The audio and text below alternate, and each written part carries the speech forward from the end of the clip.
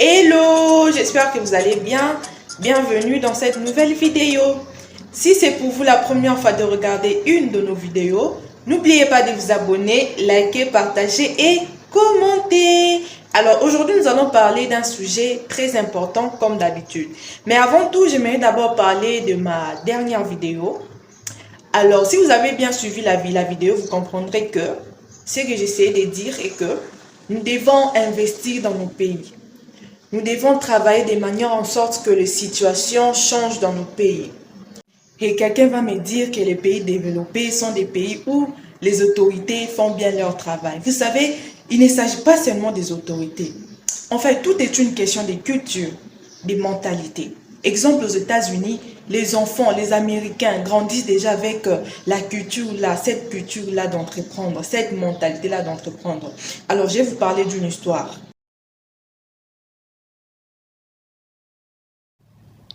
Alors, le jeune homme que vous voyez là, il n'a que 11 ans, mais il est déjà chef d'une entreprise. Il est en tête d'une entreprise aux États-Unis. Il fabrique des bougies végétaliennes et biologiques. Alors, il avait eu cette idée alors qu'il n'avait que 9 ans, parce que sa mère aimait faire brûler des bougies. Mais après, ils ont commencé à avoir des maux de tête et des allergies. Avant, ils ne savaient pas d'où ça venait.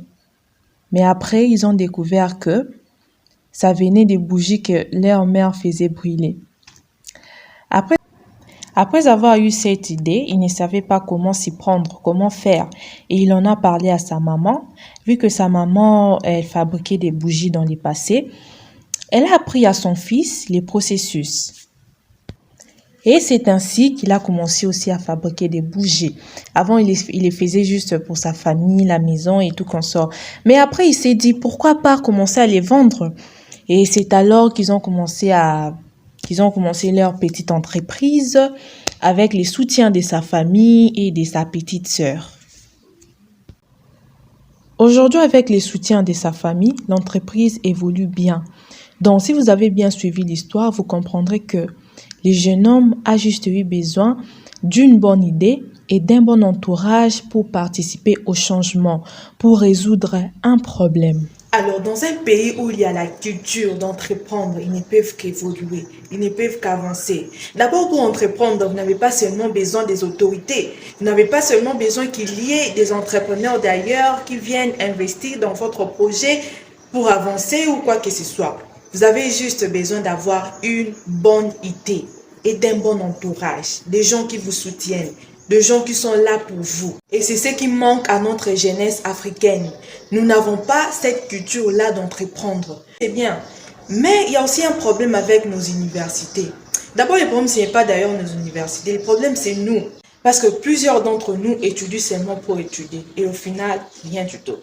Moi, je pense qu'il doit y avoir même des programmes extrascolaires qui enseignent aux enfants comment entreprendre. Vous savez, aux États-Unis, il y a des programmes, il y a des structures qui soutiennent les entrepreneurs de jeunes qui ont des idées. Voilà pourquoi lorsqu'un étudiant aux États-Unis, il a une idée, vous allez voir même les professeurs investir plutôt dans ces projets-là. Donc, ce qui n'est pas le cas dans notre culture, ce qui n'est pas le cas en Afrique. Au lieu de lapider nos autorités, ça serait mieux d'encourager, de pousser nos jeunes Africains à entreprendre. Parce que vous savez, ce qui nous différencie des Américains, ce qui rend plus difficile l'entrepreneuriat en Afrique ou en France, c'est juste ça, le goût de prendre des risques. Vous savez, les Américains n'ont pas peur, ils n'ont pas peur d'entreprendre. Et ils se lancent. Pourquoi? Parce qu'ils ont la confiance en eux. Ils croient en eux en fait. Cette confiance-là naît du fait que leurs parents les soutiennent. Ils éduquent de manière en sorte qu'ils puissent se prendre en charge en fait. Par là, j'aimerais cibler 3 personnages. Les parents, les autorités et nous-mêmes, le jeune. Pourquoi les parents? Parce que d'abord l'éducation commence dès les bas âges, dès la maison. Les parents ont un grand pouvoir sur leurs enfants. S'ils te montrent déjà la voie, c'est bon. À part les parents, il y a aussi les autorités.